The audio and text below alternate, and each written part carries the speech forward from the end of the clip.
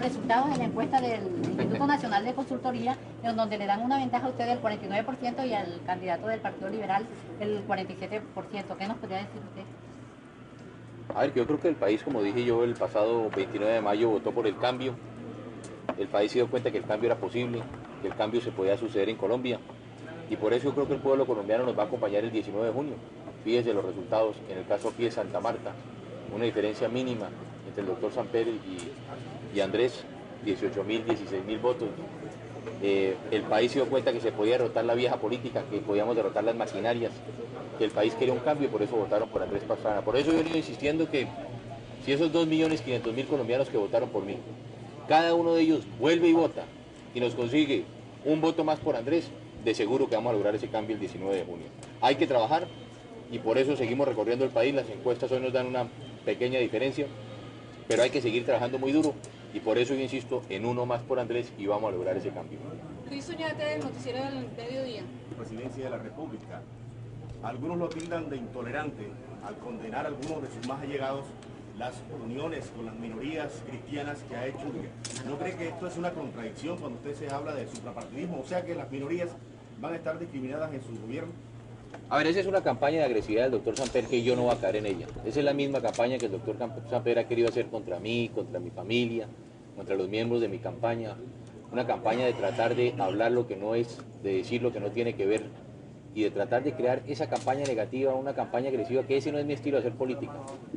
Y me gusta mucho su pregunta porque yo soy un respetuoso de la Constitución Política de Colombia, creo en la Constitución, voy a respetar la Constitución como presidente, además porque creo que debe existir la libertad de culto en Colombia, que lo que vemos es que representantes de ellos vienen insistiendo como una representante a la Cámara, de que se habla, ella misma se ha referido a minorías protestantes, no han salido esas palabras de mis labios.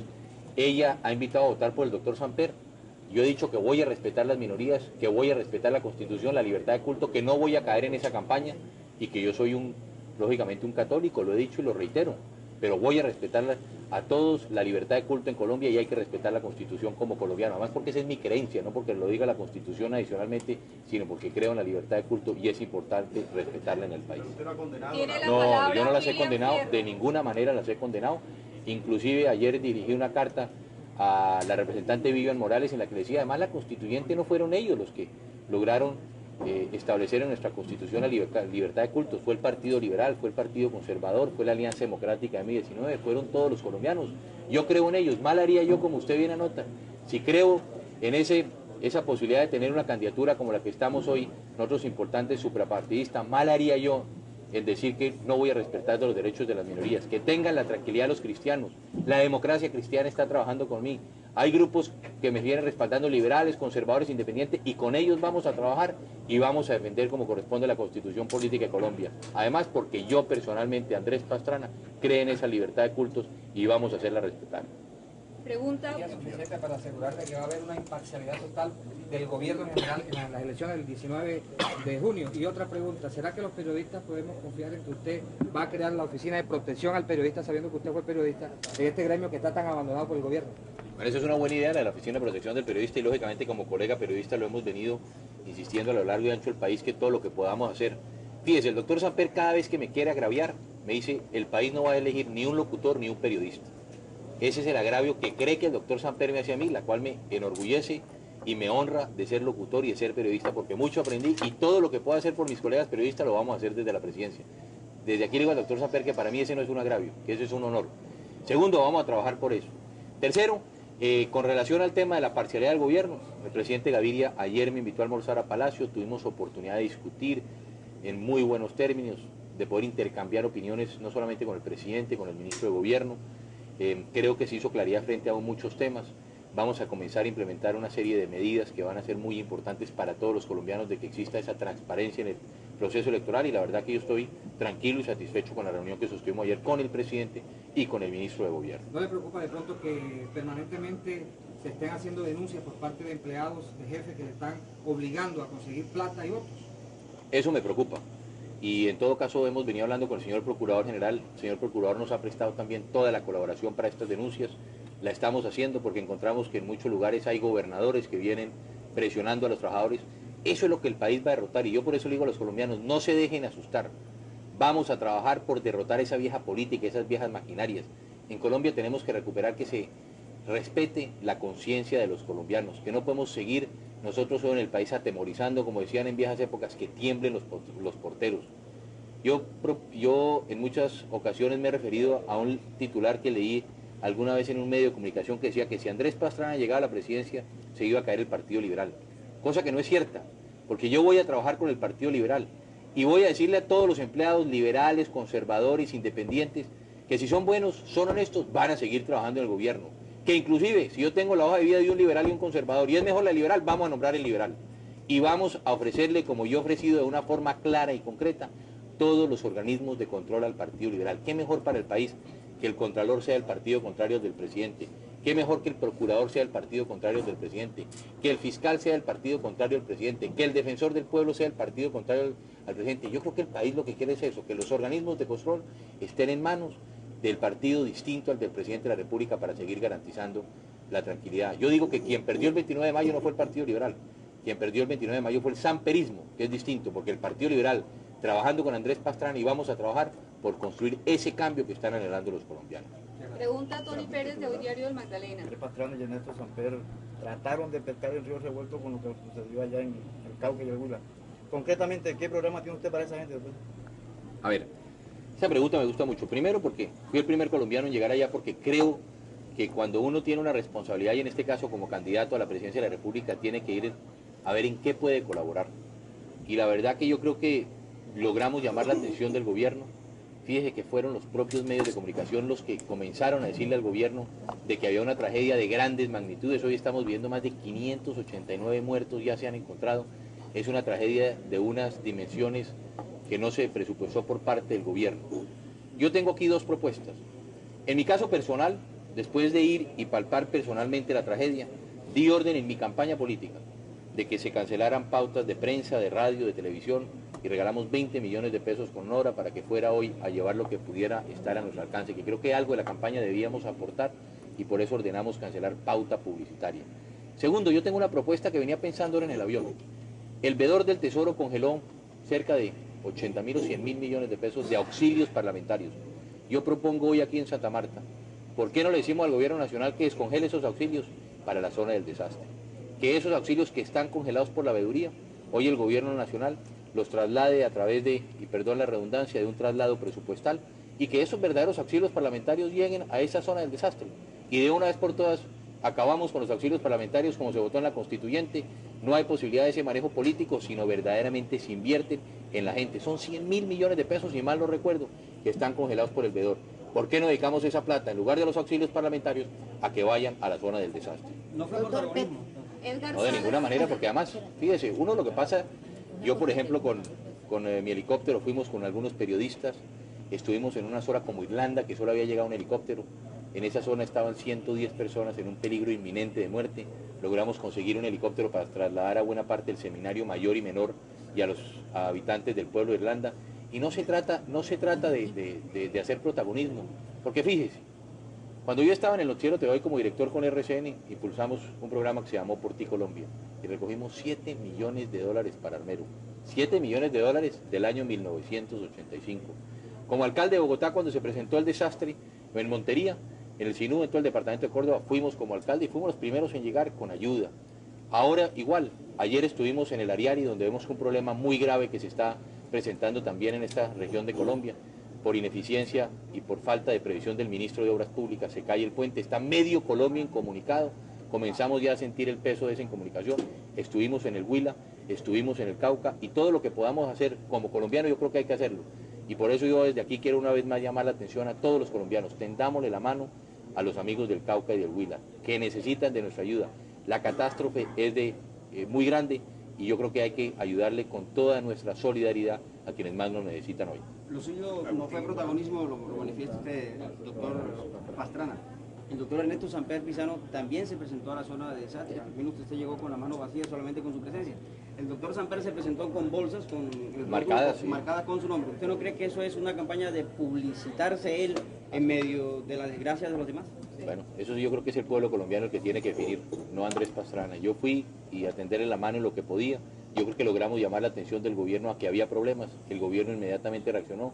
pero más importante que eso es quienes estaban verdaderamente tendiendo la mano en ese momento fue la Policía Nacional, que con sus helicópteros estaban recogiendo heridos, y yo creo que logramos salvarle la vida a 110 personas que de verdad estaban en inminente peligro, y que logramos enviarle helicópteros y llamar la atención del gobernador del Huila y el gobernador del Cauca para recuperar a esos colombianos que estaban en peligro inminente. Doctor Edgar Pastrana, este Salas tipo de de Caracol. desgracias sí ¿Cómo? se pueden prevenir, este tipo de desgracias sí se A ver, pueden pero yo creo que la prevenir. pregunta también hay que complementarla. Yo creo que la pregunta, también lo importante es que estamos encontrando que Colombia no tiene una oficina de desastres y de prevención que nos permita reaccionar de forma inmediata.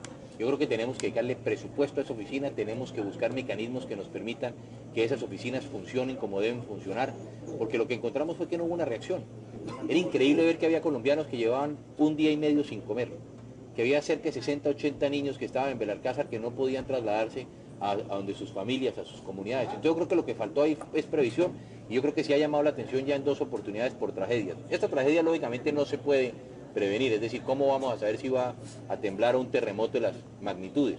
Pero yo creo que tenemos que estar más preparados para este tipo de soluciones. Ya tenemos las experiencias, necesitamos fortalecer las oficinas municipales de los departamentos, pero sobre todo las oficinas nacionales.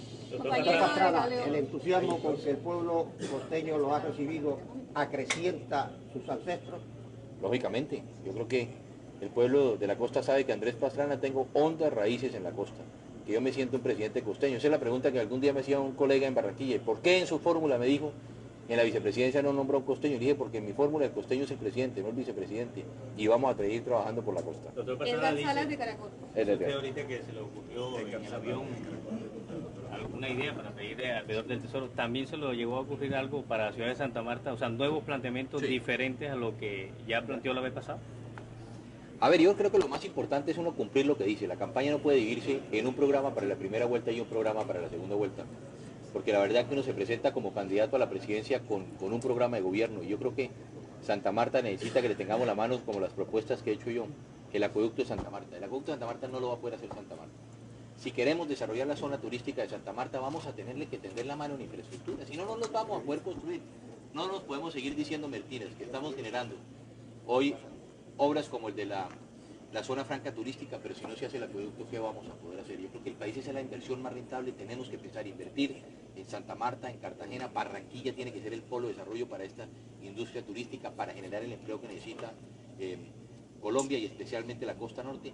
Y hay que seguir invirtiendo todos los esfuerzos y recursos. Santa Marta, en la costa, recuperar el campo, recuperar nuestra sierra, que vemos cada día, hay que llamar la atención que nos estamos acabando posiblemente con una de las mayores riquezas ambientales que tenemos el país, donde se está generando el agua. Y yo mantengo mi programa de gobierno de mirar hacia la gente y de invertir aquí en la costa norte de Colombia y de hacerla la costa rica. La costa tiene que ser el puntal de la apertura en el país. Agustín Iguarán del Heraldo. Hay una pregunta, le habla un médico magdalense y periodista, Pero un momentico, y periodista. Es que hay una lista. Hay una No, te doy pregunta. la palabra, pero está el del Heraldo. Sí, sí, Vamos sí. por orden y con mucho gusto. Agustín Iguarán del Heraldo. Sí, bueno, doctor Pastrana, Agustín Iguarán, hasta el 29 de mayo tal vez, Ciénaga era un fortín político del liberalismo, así lo creían los mismos liberales. Sin embargo, Andrés Pastrana triunfó en el municipio de Ciénaga. ¿Qué mensaje le tiene usted? Lógicamente creo que debe ser de gratitud a esos cienagueros, y qué propuesta tiene para esos cienagueros y específicamente para los habitantes de la zona bananera. A ver, la verdad, como usted dice, yo he querido venir a recorrer el país para agradecerle a muchos colombianos, y especialmente hoy aquí a los amigos de Santa Marta, a los amigos del Magdalena, de Ciénaga, de todos los municipios que votaron por nosotros, en que vamos a hacer un esfuerzo más. Primero, agradecerles que gracias a su esfuerzo y su trabajo el cambio era posible. Yo quiero insistir en esto, la gente creía que el cambio no se podía dar en Colombia, y el 29 de mayo se demostró que el cambio era posible. Ahora hablaba con Bogotá, la diferencia en la primera vuelta no llega a más de 7.200 votos. Entonces el país votó por un cambio, y a eso es que estamos invitando a los colombianos, a que volvamos a votar el 19 de junio. Que todos esos 2.500.000 colombianos que me acompañaron, insisto, uno más por Andrés, y vamos a lograr el cambio. Y decirle a los amigos de Ciénaga y de la costa que amor con amor se paga, ¿cierto? Y vamos a trabajar por la costa. La costa me va a llevar a la presidencia de Colombia, y vamos a trabajar por toda la costa, porque tenemos que recuperar a la costa norte de Colombia. Gala Peña del Tiempo. Doctor Siga. Pastrana, el doctor Samper ahora en su reciente visita expuso 5 programas básicos. Que soy el único candidato que tengo programa para la costa. Me alegra que ya hoy el doctor Samper tenga un programa concreto. Yo he venido hablando, primero, La costa, la infraestructura. Si nosotros no generamos de verdad la infraestructura en el país, y para la costa yo he venido insistiendo en que tenemos que generar las vías, las carreteras, para conectar a la costa con el interior. Bogotá con Cartagena, Bogotá con Santa Marta, Medellín también con Cartagena, con Santa Marta, con todas estas troncales que son importantes. Por eso yo he propuesto la construcción de 750 kilómetros de autopistas de altas especificaciones y básicamente son las carreteras entre la costa y el interior. Segundo, que tenemos que construir las troncales. Si no construimos las troncales de la costa, poco estamos haciendo, porque simplemente estamos buscando la conexión entre la costa y el interior, pero no tenemos la posibilidad de la conexión entre sí en la costa. Tercero, tenemos que invertir nosotros en infraestructura portuaria. Primero, recuperar los puertos y tener unos puertos eficientes. Todo lo que tiene que ver con comunicaciones. Si nosotros no invertimos en comunicaciones, poco vamos a hacer para que podamos proyectar un proceso de apertura como el que necesita en este momento Colombia. Los sobrecostos que se le presentan hoy a los exportadores por falta de infraestructura, especialmente esta que he venido hablando, se calculan entre un 12 y un 14%. Segundo, toda la revolución educativa. En la costa es donde estamos encontrando los niveles más altos de deserción escolar, la baja calidad de la educación, la falta de cupos. Y por eso yo he centrado mi programa no solamente en los cupos preescolares, sino garantizándole a los niños entre 5 y los 15 años que puedan tener educación. En tercera instancia, la revolución del agua potable. Aquí en la costa sí que tenemos que hacer inversiones. Hoy en el país siguen muriendo cerca de 140 colombianos, especialmente niños y ancianos, por falta de agua potable. Y por eso es aquí en la costa norte donde tenemos que hacer la inversión. Cuarto, todo el tema del turismo. Yo tengo una política clara, el país tiene que entrar a desarrollar la política turística en Colombia. Esa es la tercera industria del mundo. Es la industria que más empleo nos va a generar y como lo decía ahora, pero si no invertimos en Santa Marta, si no invertimos en Cartagena, en hacer los acueductos, en generar la infraestructura que nos permite atraer inversión nacional y extranjera, poco vamos a hacer. Y por último yo le diría que el campo, que se constituye también un elemento fundamental de desarrollo, tenemos que buscar una vez que el campo sea rentable, que vuelva a ser rentable el campo, que vuelva a ser negocio, hablar del tema de la seguridad y de la paz en nuestros campos, crédito al campesino, recuperación de tierras, inversión muy importante en la costa, en lo que yo he denominado la construcción de los distritos de riego y de drenaje. Es increíble pensar que en el país, mientras que en el interior se está inundando, vemos que en la costa hoy tenemos sequía. Si nosotros construimos o recuperamos cerca de 550.000 hectáreas en los próximos 4 años, vamos a elevar la productividad y buena parte de esos proyectos de distrito de riego están concentrados aquí en la costa. Para mencionar simplemente algunos de los programas para la costa. A ver, yo creo que el país sabe que el doctor Samper viene permanentemente, fíjese, voy a poner un ejemplo de hace 15 días. El doctor Samper Pizano, para no mencionar en el debate dijo, es imposible desmontar el servicio militar obligatorio. El 27 de mayo, 2 días antes, en un reportaje en la cadena Caracol de Colombia dijo, la propuesta de Andrés Pastrana de desmostrar el servicio militar es demagógica e imposible. Y nos encontramos que el 30 de mayo dijo, ahora sí estoy de acuerdo con Andrés Pastrana que hay que desmontar el servicio militar obligatorio. Hay una diferencia, el doctor Samper posiblemente cree que el servicio militar hay que continuarlo. Yo creo que el servicio militar obligatorio hay que desmontarlo.